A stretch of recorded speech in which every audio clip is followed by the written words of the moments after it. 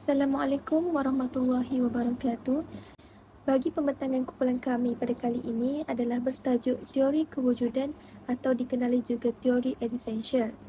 Sebagaimana yang kita tahu, maksud teori itu sendiri adalah untuk menerangkan sesuatu perkara atau prinsip-prinsip am atau asas-asas kasar yang menjadi dasar pembentukan sesuatu pengetahuan. Dalam bidang kaunseling pula, teori boleh digambarkan sebagai penunjuk arah kepada kaunselor dalam menjalankan peranan mereka dengan berkesan. Begitu juga dengan teori kewujudan ini, ia merupakan satu pendekatan falsafah yang digunakan dalam terapi. Mengikut pendekatan ini, konflik dalam diri manusia berlaku kerana manusia itu berkonfrontasi dengan kewujudan. Kewujudan adalah bermaksud kematian, kebebasan, tanggungjawab dan tiada pengertian dalam hidup.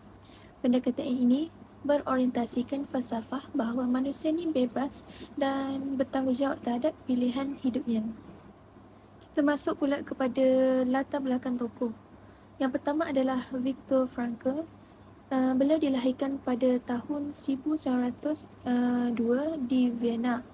Beliau adalah seorang doktor perubatan dalam bidang neurologi dan psikiatri sehinggalah Perang Dunia Kedua meletus. Idea Frankl tentang kewujudan bermula sebelum pengalamannya di dalam kem Nazi. Frankl menjadi tawanan dalam kem Nazi dari tahun 1942 hingga 1945. Kebanyakan ahli keluarganya meninggal dunia di dalam kem tersebut. Pengalaman ini mengukuhkan pandangan Frankl terhadap kewujudan. Frankl merupakan pengasas logoterapi, satu bentuk analisis kewujudan. Idea beliau ini mengenai kewujudan terdapat dalam banyak buku tulisannya, tetapi buku beliau yang paling terkenal ialah Man's Search of Meaning. Tokoh yang kedua adalah Rollo May. Beliau dilahirkan pada tahun 1909 di Ada, Ohio. Mempunyai kehidupan yang sukar, beliau berjaya memperaih ijazah sarjana muda pada tahun 1930 dan kemudian bekerja sebagai guru di Greece. Pandangan May yang utama tentang manusia ialah beliau percaya bahawa psikoterapi perlu bermatlamatkan untuk membantu manusia menemui dan memahami pengertian hidup mereka. Seterusnya saya akan menerangkan berkaitan konsep kepribadian teori kewujudan. Konsep kepribadian teori kewujudan terbahagi kepada 3 bahagian, iaitu Amwell, Midwell dan juga Eganwell. Yang pertama adalah Amwell. Amwell ialah dunia sekeliling kita, iaitu persekitaran semula jadi yang wujud sekalipun manusia tidak menyedarinya. Ia juga merangkumi keperluan biologi kita seperti rasa lapar, mengantuk dan realiti yang tak dapat kita elakkan seperti kelahiran dan juga kematian. Seterusnya adalah Midwell. Midwell adalah dunia perhubungan antara kita dengan orang lain. Bermaksud di sini kita sebagai manusia yang bersosial haruslah berhubungan dengan orang lain sebagai manusia dan bukan sebagai benda. Midwell juga mempunyai satu hubungan istimewa dengan satu konsep penting dalam teori kewujudan ini, iaitu masa. Dan yang terakhir adalah Eganwell. Eganwell merujuk kepada kesedaran diri kita untuk berhubung dengan diri sendiri. Eganwell juga memerlukan penerimaan identiti seseorang sebagai manusia dan menyedarinya apabila berinteraksi dengan dunia material dan juga dunia sosial. Saya akan meneruskan pembentangan mengenai pandangan teori kewujudan tentang sifat semula jadi manusia. Teori kewujudan menekankan pemahaman terhadap makna menjadi seorang manusia.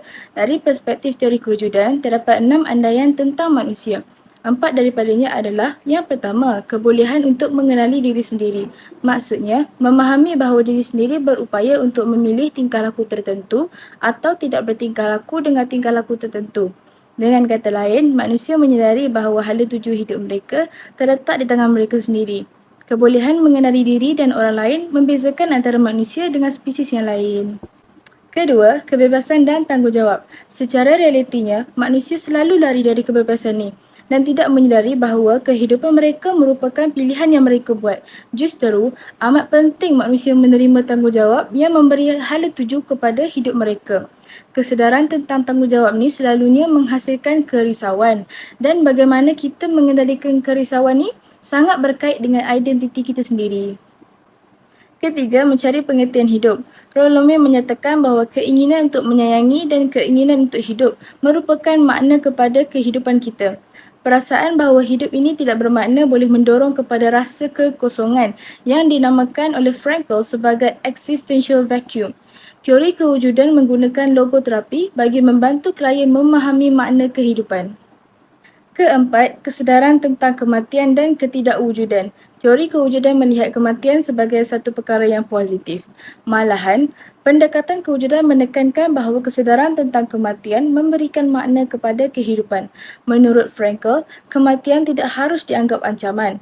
Kehidupan dan kematian perlu dilihat saling bergantung. Ketakutan kepada kematian bermakna ketakutan kepada kehidupan. Kemudian saya akan sambung berkenaan dengan konsep dan matlamat utama bagi teori kewujudan.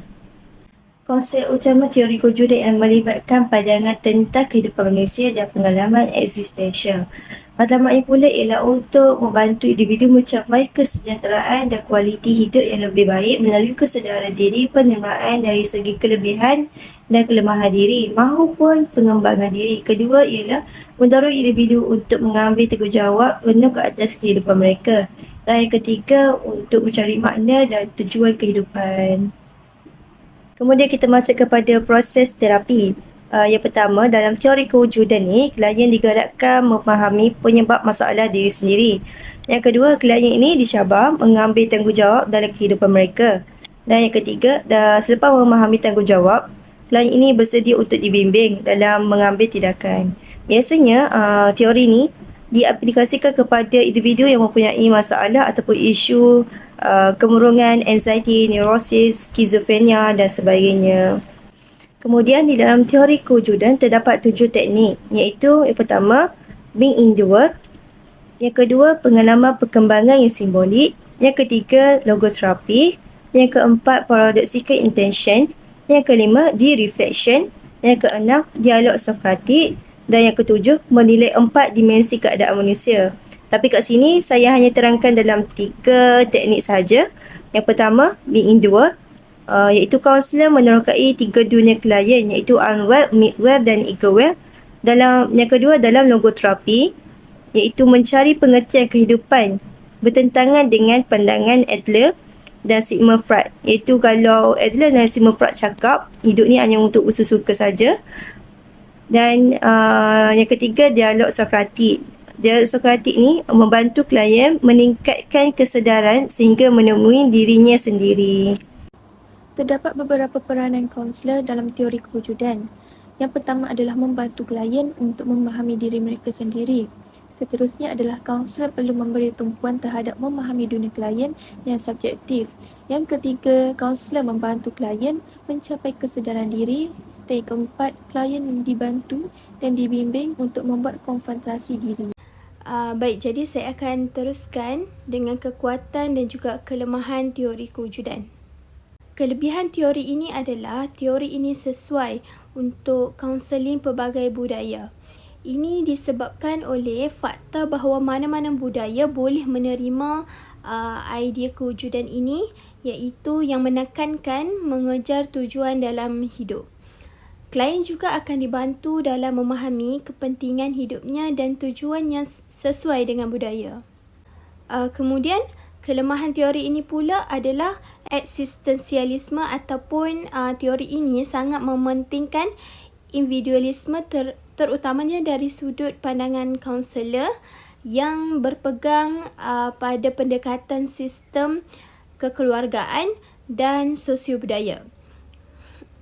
Kewujudan menentang bahawa idea beberapa isu klien bukan salahnya sendiri, sebaliknya hasil dari beberapa faktor sosiobudaya seperti keluarga, kejiranan dan sebagainya.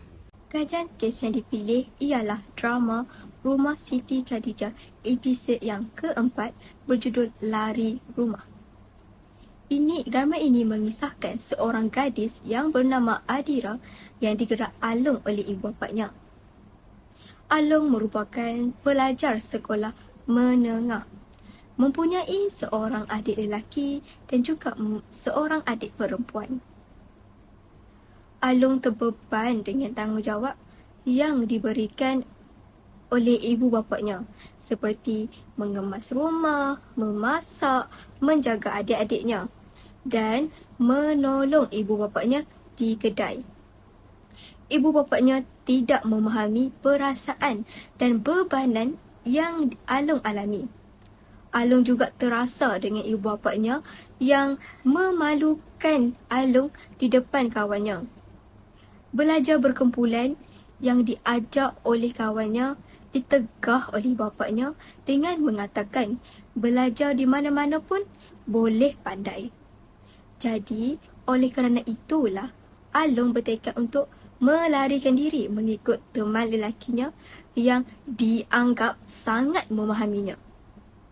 Along juga meluahkan ketidakpuasan hatinya terhadap layanan ibu bapa yang menganggapnya seperti kuli sahaja. Seterusnya, analisis kes secara teoretikal menggunakan teori kewujudan.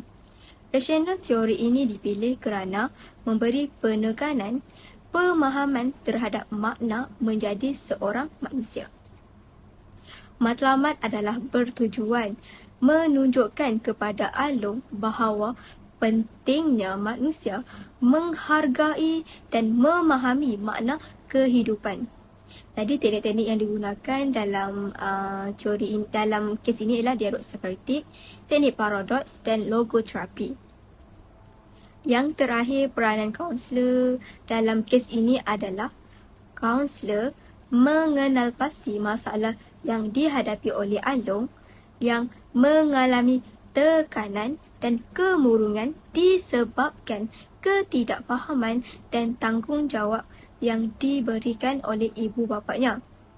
Dan yang terakhir adalah kaunselor juga menyedarkan klien mengenai makna menjadi seseorang manusia. Kesimpulannya, terapi kewujudan tidak mempunyai prinsip, teknik dan pendekatan yang bersistem dan khusus seperti mana yang terdapat di dalam terapi yang lain.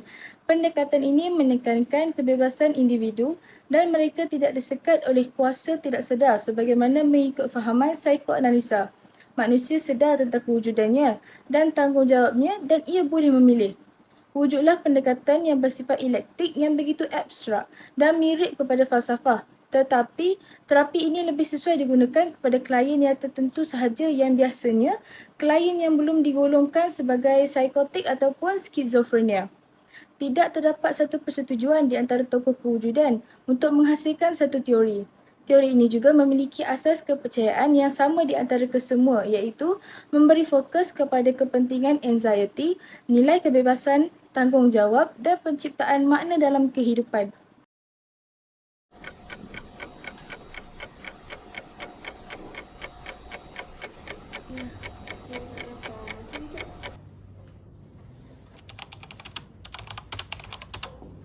Assalamualaikum, selamat pagi.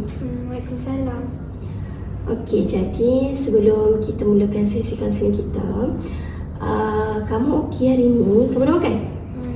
Dah tadi. Okey. Baik. Jadi pertama sekali saya nak ucapkan terima kasih lah pada kamu sebab sudi datang untuk sesi kaunseling kita pada hari ini.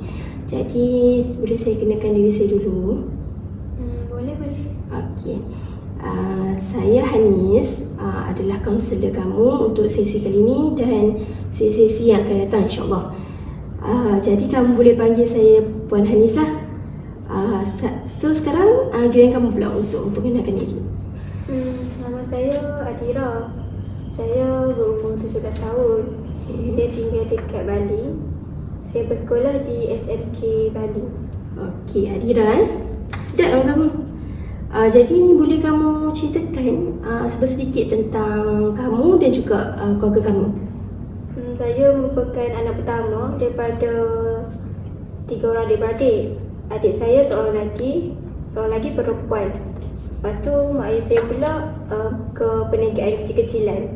Okey, tadi kamu cakap mak ayah kamu buka perniagaan kecil-kecilan? Mak ayah saya buka kedai makan kat tepi jalan. Bolehlah tanggung kehidupan kami seharian. Okey, jadi mak ayah kamu buka kedai makan. Dan kamu anak sulung kan?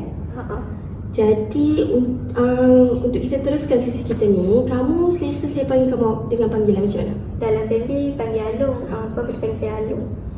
Okey, jadi Alung, boleh saya tahu tak kamu pernah tak hadiri sesi kaunseling sebelum ni? Tak pernah, saya sekali pun tak pernah. Okey. Ni macam First time sesi first time lah saya main sesi kaunseling, saya tak tahu proses kaunseling tu apa dia. Okey, jadi memandangkan Alung tak pernah hadiri sesi kaunseling, jadi saya akan terangkanlah kepada kamu sedikit tentang kaunseling. Jadi kaunseling ni adalah satu proses perhubungan di mana untuk menolong dengan sistematik berasaskan prinsip psikologi yang dilakukan oleh kaunselor saya kepada klien kamu. Okey, jadi peranan saya kat sini sebagai seorang kaunselor adalah untuk memudahcarakan dalam membantu klien untuk menyelesaikan isu-isu yang dibawa serta peranan Alung pula sebagai klien adalah memberikan kerjasama lah sepanjang sesi kaunseling ni. Kamu faham tak? Faham pun. Okey, jadi saya juga nak terangkan yang sesi kaunseling kita ni biasanya akan berjalan selama setengah jam ke 1 jam, dan sesi kita ni akan berlangsung lebih kurang 3 ke 4 sesi lah. Maksudnya saya akan jumpa awak 3 ke 4 kali macam tu. Okey, dan saya berharap lah Alung takkan rasa risau lah untuk ceritakan apa-apa perkongsian yang Alung nak share, sebab sepanjang sesi kaunseling kita ni apa perbincangan yang kita cakap tidak akan dibawa keluar dalam sesi ni. Okey, tapi kalau sepanjang perkongsian ni Alung ada nak katakan sesuatu yang membahayakan diri Alung, saya sendiri terpaksa lah untuk melaporkan perkara ni kepada penasihat saya, tapi dengan persetujuan Alung juga. Okey, kalau Alung masih rasa tak selesa untuk nak share dengan saya sepanjang sesi ni, ataupun sesi ni tak membantu, ataupun sesi kita ni dah capai matlamat Alung, jadi saya atau Alung sendiri berhak untuk tamatkan sesi ni pada bila-bila masa saja. Setakat ni Alung faham tak? Faham pun. Alung ada apa-apa soalan? Okey, jadi kalau Alung setuju, saya nak minta lah Alung untuk sign beberapa borang kat sini.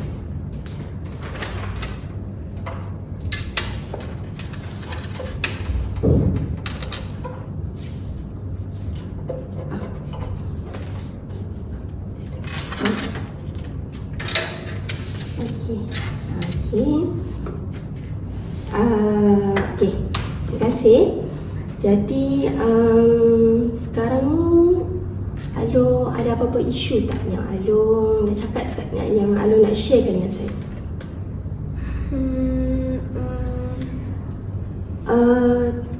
Boleh? Okey, tak apa Alung boleh tenangkan diri dulu. Nanti kalau Alung dah ready, Alung boleh share kat saya. Sebenarnya saya tak rasa hati dengan kawan saya. Hari tu kawan saya dah ajak saya pergi study group dekat rumah kawan saya, Lela. Tapi saya tak boleh ikut sebab saya kena jaga adik saya. Jadi saya tolaklah benda tu. Jadi kamu tolaklah ajakan kawan kamu? Dan sekarang ni kamu terasa dengan diorang? Dia cakap apa kat kamu? Kawan saya tu dia cakap macam ni, alah hang ni spoil lah, mak hang ni tak macam mak orang lain. Kerja dia tapi suruh hang yang buat. Tapi tak apalah, aku doakan hang selamat mengutip pahala lah, masuk syurga lah hang. Jadi saya tak rasa lah dengan apa yang dia cakap tu. Jadi sekarang mesti merasa sedih kan? Okey, ya saya sedih sangat bila kawan saya sendiri tak faham keadaan saya. Okey, jadi sekarang ni masalah kamu dengan kawan kamu lah yang mengganggu fikiran kamu. Ya puan, sekarang kawan saya dah tak rapat dengan saya.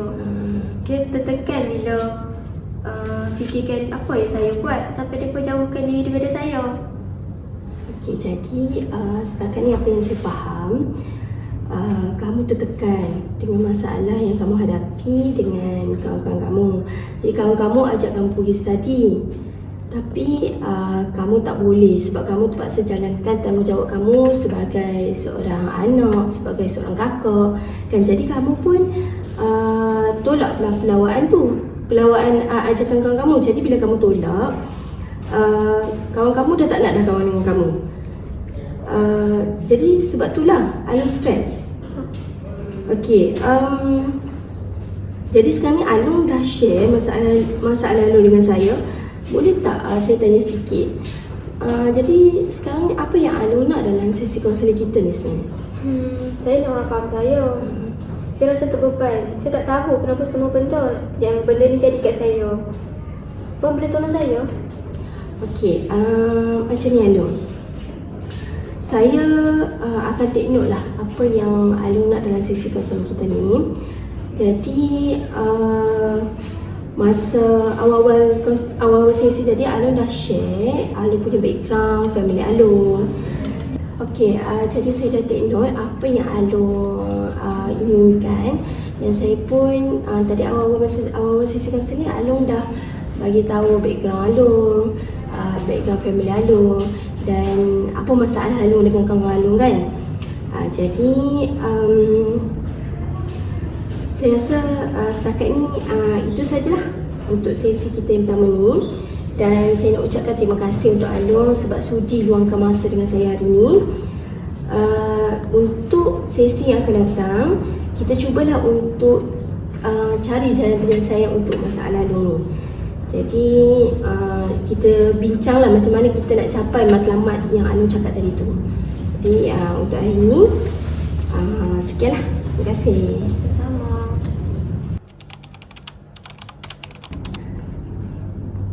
Okay, Assalamualaikum. Selamat pagi Alung. Waalaikumsalam. Selamat pagi. Okay, terima kasih Alung sebab sudi datang untuk sesi kita pada sesi kedua kita pada hari ini. Jadi Alung sihat? Saya sihat Alhamdulillah. Puan macam mana? Saya sihat Alhamdulillah. Okey, sebelum kita mulakan sesi ni, suka untuk saya ingatkan macam biasa, sesi kita ni akan berlangsung lebih kurang 30 minit ke 1 jam. Dan sesi kita ni akan berlangsunglah dalam 3 ke 4 kali macam tu. Anda jangan risau, segala proses kita tak akan bawa keluar hanya dalam bilik ini saja. Okey, Anda masih ingat kan? Ya, saya masih ingat. Okey. Baguslah kalau macam tu. Jadi saya nak ingatkan kembali pada sesi yang lepas Alung ada cerita background Alung, background family Alung. Dan Alung ni anak sulung daripada 3 orang adik-beradik. Dan ibu bapa Alung ada jalankan perniagaan kecil-kecilan, iaitu kedai makan kan? Betul. Okey. Jadi pada sesi yang lepas Alung juga ada bangkitkan isu di mana Alung terasa hati dengan sikap kawan-kawan Alung. Yang kawan-kawan Alung ni tak faham apa tanggungjawab Alung sebagai seorang anak, sebagai seorang kakak. Dan mereka ada ajak Alung pergi study group dan Alung bukan tak nak ikut, tapi disebabkan kekangan masalah tanggungjawab Alung lah, betul tak? Betul. Okey, jadi baiklah Alung, untuk sesi kali ni Alung masih nak bangkitkan isu yang lepas ataupun Alung ada isu baru nak bagi tahu saya? Sebenarnya itu bukan masalah utama saya, tapi masalah keluarga. Okey, masalah keluarga.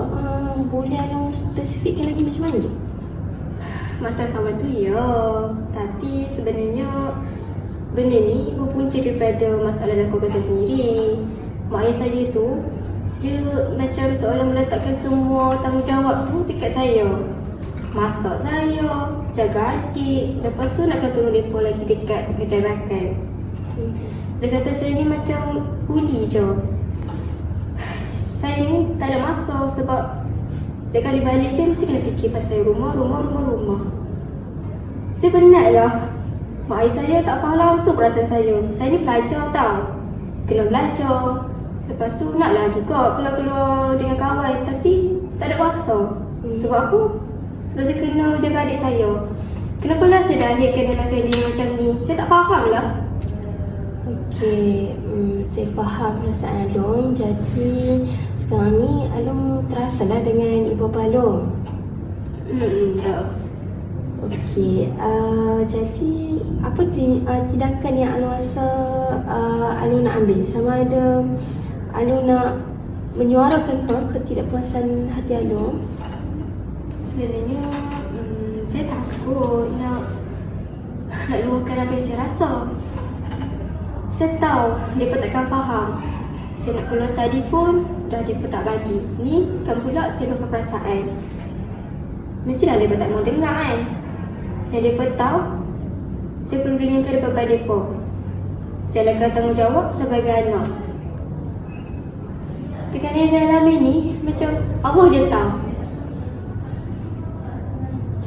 Okey, saya faham. Jadi tekanan yang kamu alami ni bukan daripada masalah kawan, tapi masalah keluarga juga.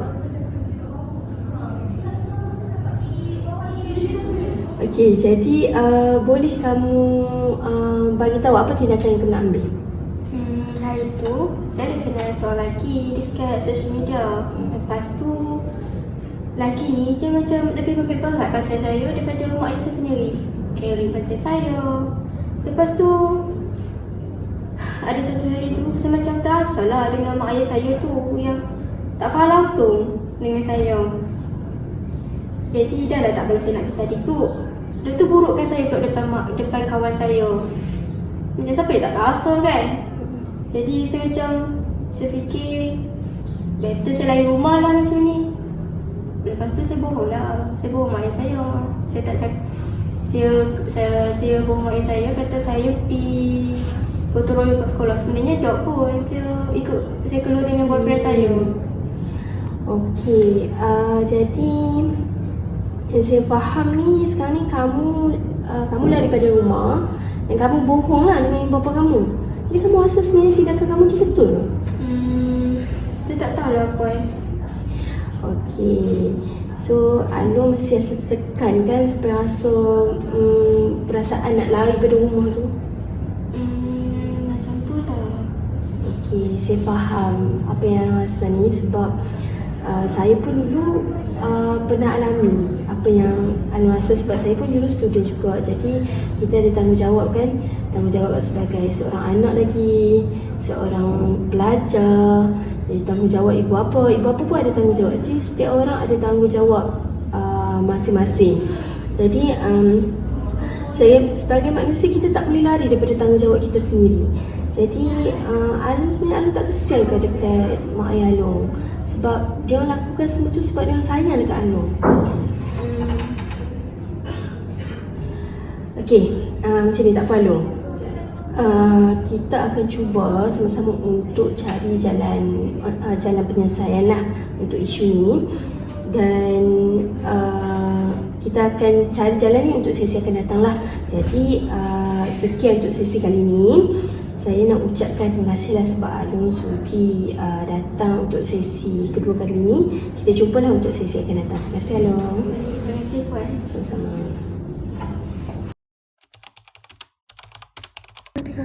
Okay, Assalamualaikum Along. Waalaikumsalam puan. Okay, rasa sekejap je kan sudah tak sedar kita dah sesi yang terakhir. Along macam mana hari ni? Along sihat? Alhamdulillah sihat. Puan macam mana? Alhamdulillah, saya pun dalam keadaan baiklah. Baiklah Along, pada sesi kedua Along ada kongsi berkaitan dengan masalah Along dengan keluarga. Dan Along rasa ibu bapa Along tak faham keadaan Along. Jadi Along sendiri buat keputusan untuk lari daripada rumah. Along rasa tanggungjawab Along sebagai seorang anak ni membebankan sampai Along rasa tertekan. Betul tak? Ya betul puan. Okey, jadi hari ni kita nak bincangkanlah macam mana Along nak buat keputusan dan apa yang Along boleh lakukan untuk kita hadapi masalah ni. Boleh tak kita mulakan? Boleh puan. Okey.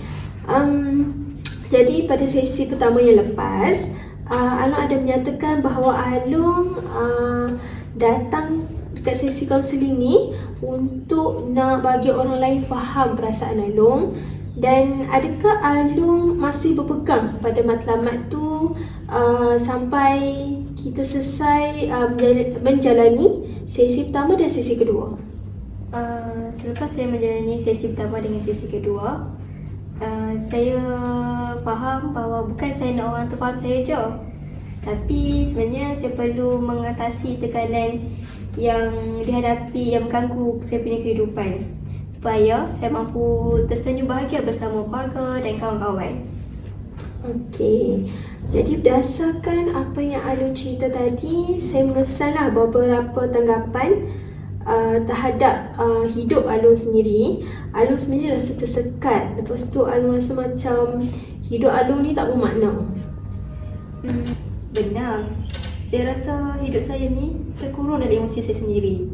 Saya tak dapat keluar daripada saya punya emosi. Saya rasa macam tersekat sangat-sangat. Berat juga sebenarnya apa yang Along lalui ni. Macam ni Along, sebenarnya setiap apa yang berlaku dalam kehidupan kita ni ada makna dan juga ada hikmah.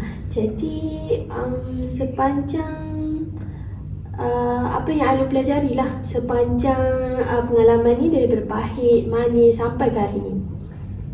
Saya rasa macam dunia ni tidak adil. Tapi saya juga sedar walaupun saya ada masalah, tapi saya masih ada keluarga yang sayang akan saya. Okay, nampaknya saya rasa Along sikit sebanyak faham lah yang hidup ni ada makna.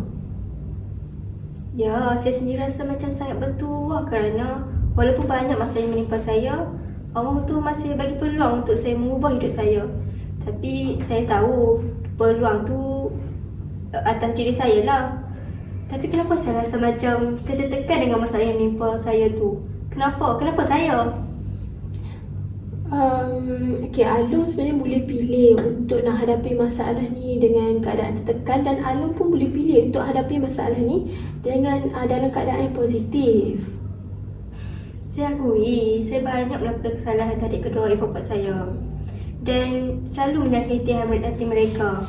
Saya sedar sebagai seorang anak, tak salah pun kalau saya nak ringankan beban mereka. Malah, ia juga merupakan salah satu tanggungjawab saya. Jadi, insyaAllah lah saya akan cuba berubah ke arah yang lebih positif. Okey. Jadi Along, pada awal sesi tadi Along telah menceritakan isu Along terasa dengan kawan Along.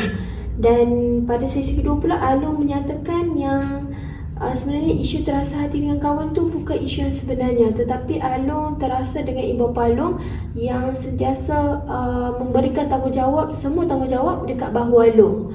Jadi Along rasa macam tertekan. Lepas tu secara keseluruhannya sesi awal hingga ke akhir ni, Along rasa Along dapat tak capai matlamat seperti apa yang Along cakapkan tu. Untuk Along nak orang faham perasaan Along dan juga nak atasi masalah dalam kehidupan Along. Alhamdulillah, sekarang saya sudah mendapat jawapan yang saya inginkan. Saya akan cuba buat yang terbaik dengan keputusan yang saya pilih. Saya juga berasa lebih tenang sekarang kerana saya percaya setiap dugaan yang Allah berikan tu mesti ada hikmah dia. Terima kasih Puan Hani sebab sudi tolong saya dalam menyelesaikan masalah saya.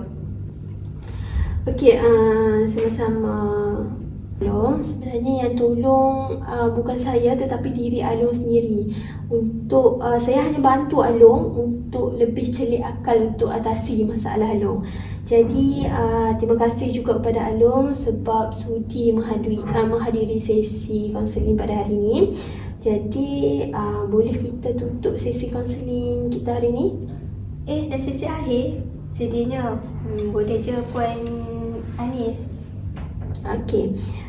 Jadi saya nak ucapkan tahniahlah kepada Along sebab Along berjaya memainkan peranan yang baik sebagai seorang klien. Jadi saya tamatkanlah sesi kita pada sesi yang ketiga ini. Dan kalau ada sebarang soalan atau masalah, Along tak perlu segan untuk bertanya dengan saya dan kita boleh sambung sesi akan datang. Jadi untuk hari ini terima kasih dan kita akhirilah sesi kita pada hari ini. Assalamualaikum Along. Terima kasih juga kepada Puan Anis sebab sudi tolong saya. Semoga Puan sihat selalu. Waalaikumsalam.